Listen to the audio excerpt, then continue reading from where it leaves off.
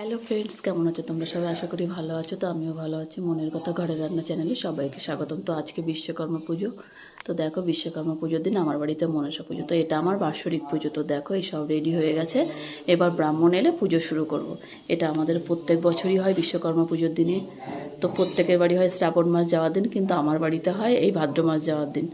তো সমস্ত কিছু রেডি করে বসে আছি। এবার ব্রাহ্মণ এলে পুজো হবে, তারপরে উপরে খাওয়া দাওয়া হচ্ছে। ওটা তোমাদের পরের ব্লগে দেখাবো। তো এই হচ্ছে আমার বাড়ির মনসা পুজো। আমার কোম্পানিতেও পুজো হচ্ছে, কিন্তু আমি যেতে পারলাম না, তার কারণ বাড়ির পুজো রেখে তার ওখানে যাওয়া হয় না। আর যাব বিকালে।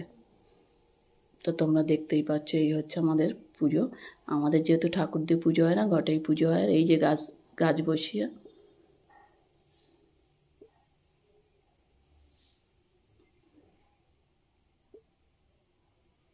তো সবাই ভালো থেকো, সুস্থ থেকো, টাটা।